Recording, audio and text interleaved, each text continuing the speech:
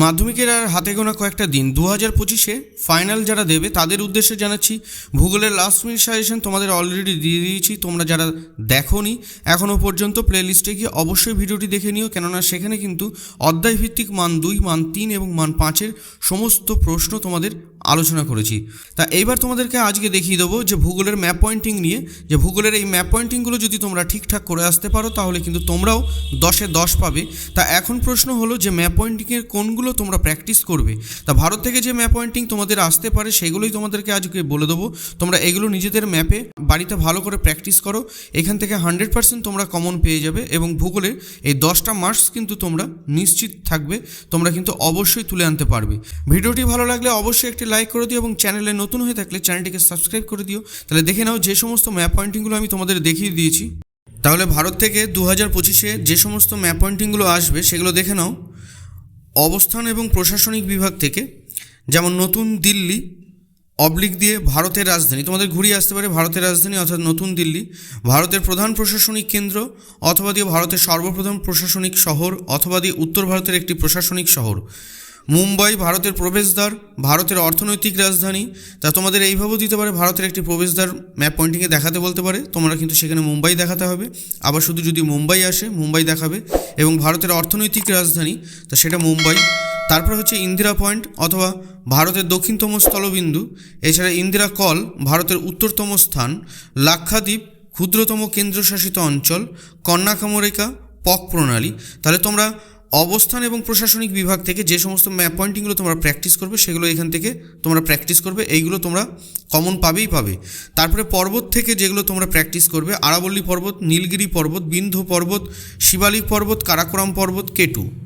উপকূল দিয়ে তোমরা যে সমস্ত ম্যাপ পয়েন্টিংগুলো প্র্যাকটিস করবে সেগুলো হচ্ছে করমণ্ডল উপকূল, কঙ্কন উপকূল, থর মরুভূমি, লাদাখ মালভূমি, কচ্ছের রণ।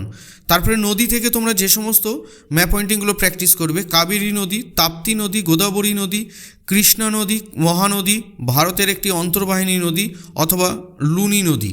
তা তোমরা এই নদীগুলো যখন করবে নদীগুলো কিন্তু দিক নির্ণয় করে দেবে, কোন দিক থেকে কোন দিকে প্রবাহিত হচ্ছে সেটা অবশ্যই উল্লেখ করে দেবে, তাহলে একদম ঠিক হয়। হ্রদ থেকে যেগুলো প্র্যাকটিস করবে চিল্কা, লোকটাক, সম্বর, কোলেরু, পুলিকট, খাম্বাত উপসাগর। হ্রদ থেকে তোমরা যেগুলো তোমরা প্র্যাকটিস করবে সেগুলো দেখিয়ে দিলাম। এবার আসছি জলবায়ু। জয়সালমীর অথবা দিয়ে তোমাদের এইভাবে ঘুরিয়ে আসতে পারে ভারতের শুষ্কতম অঞ্চল, অথবা দিয়ে আবার এভাবে ঘুরিয়ে আসতে পারে ভারতের সর্বাপেক্ষা কম বৃষ্টিপাতযুক্ত অঞ্চল।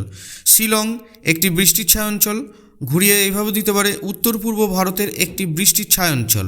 তারপরে হচ্ছে দক্ষিণ ভারতের একটি বৃষ্টির ছায়া অঞ্চল, বছরে 2 বার বৃষ্টিপাতযুক্ত অঞ্চল, মৌসিনরাম এবং উত্তর পূর্ব ভারতের সর্বাধিক বৃষ্টিপাত কেন্দ্র। এইভাবে কিন্তু তোমাদের আসবে এবং তোমাদের কিন্তু পুরো নামটা কিন্তু উল্লেখ করে দেবে না, নিজেদের বুঝে নিতে হবে। তারপরে মৃত্তিকা থেকে যেগুলো প্র্যাকটিস করবে মরু অঞ্চলের মৃত্তিকা অথবা সিরোজেম মৃত্তিকা, পূর্ব ভারতের ল্যাটেরাইট মৃত্তিকা, দক্ষিণ ভারতের ল্যাটেরাইট মৃত্তিকা, দাক্ষিণাত্যের কৃষ্ণ মৃত্তিকা, একটি পলিমৃত্তিকাযুক্ত অঞ্চল, পার্বত্য মৃত্তিকাযুক্ত অঞ্চল। স্বাভাবিক উদ্ভিদ থেকে যেগুলো তোমরা প্র্যাকটিস করবে দক্ষিণ ভারতের একটি চিরহরিত অরণ্য, উত্তর পূর্ব ভারতের একটি চিরহরিত অরণ্য, ভারতের বৃহত্তম ম্যানগ্রোভ বনাঞ্চল। কৃষি থেকে তোমরা যেগুলো প্র্যাকটিস করবে প্রধান কফি উৎপাদক অঞ্চল, ঘুরিয়ে এইভাবেও দিতে পারে দক্ষিণ ভারতের একটি কফি উৎপাদক অঞ্চল। প্রধান আখ উৎপাদক অঞ্চল, ঘুরিয়ে এইভাবেও দিতে পারে উত্তর ভারতের একটি প্রধান আখ উৎপাদক অঞ্চল। তারপরে হচ্ছে প্রধান গম উৎপাদক অঞ্চল, ঘুরিয়ে এইভাবেও দিতে পারে উত্তর ভারতের একটি গম উৎপাদক অঞ্চল। ভারতের একটি মিলেট উৎপাদক অঞ্চল, ঘুরিয়ে এইভাবেও দিতে পারে পশ্চিম ভারতের একটি মিলেট উৎপাদক অঞ্চল। তারপরে ভারতের প্রধান তুলা উৎপাদক অঞ্চল, ঘুরিয়ে এইভাবেও দিতে পারে দক্ষিণ ভারতের তুলা উৎপাদক অঞ্চল। শিল্প তোমরা যেগুলো প্র্যাকটিস করবে না ভারতের ম্যানচেস্টার কাকে বলে? আহমেদাবাদকে। তাহলে আহমেদাবাদ কিন্তু কথাটা না দিয়ে ঘুরিয়ে এইভাবে দিতে পারে ভারতের ম্যানচেস্টার। দক্ষিণ ভারতের ম্যানচেস্টার, পূর্ব ভারতের বৃহত্তম শঙ্কর ইস্পাত কেন্দ্র, এইভাবেই কিন্তু তোমাদের পরীক্ষাতে দেবে। তারপর হচ্ছে পশ্চিমবঙ্গের একটি লৌহ ইস্পাত কেন্দ্র, অবলিক দিয়ে পূর্ব ভারতের একটি লৌহ ইস্পাত কেন্দ্র, পূর্ব ভারতের একটি পেট্রোরসায়ন শিল্পকেন্দ্র, ভারতের বৃহত্তম পেট্রোরসায়ন শিল্পকেন্দ্র, একটি ভারী ইঞ্জিনিয়ারিং শিল্পকেন্দ্র, ভারতের বৃহত্তম বেসরকারি লৌহ ইস্পাত কেন্দ্র, ভারতের বৃহত্তম তথ্য প্রযুক্তি শিল্পকেন্দ্র, ভারতের ডেট্রয়েট অথবা চেন্নাই, ভারতের বৃহত্তম জাহাজ নির্মাণ কেন্দ্র। এইভাবে কিন্তু তোমাদের আসবে তোমাদের শিল্প থেকে এগুলো প্র্যাকটিস করো, তোমরা অবশ্যই কিন্তু এখান থেকে কমন পেয়ে যাবে। জনসংখ্যা, তাহলে মুম্বাই ভারতের বৃহত্তম মহানগর, এইভাবে ঘুরে আসতে পারে।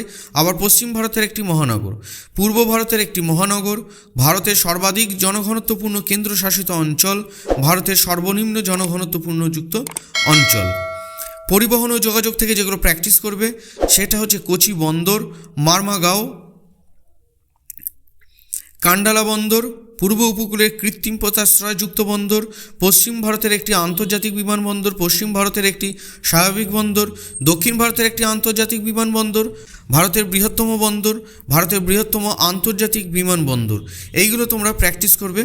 তাহলে যে সমস্ত ম্যাপ পয়েন্টিংগুলো আমি তোমাদের দেখিয়ে দিলাম, তোমরা এইগুলো প্র্যাকটিস করে যাও।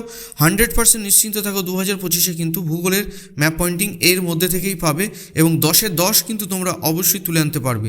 তাহলে ভিডিওটি ভালো লাগলে অবশ্যই লাইক করে দিও এবং চ্যানেলে নতুন হয়ে থাকলে চ্যানেলটিকে সাবস্ক্রাইব করে রেখো এরকম ধরনের নিত্য নতুন নোটস এবং ভিডিও সবার আগে পাওয়ার জন্য।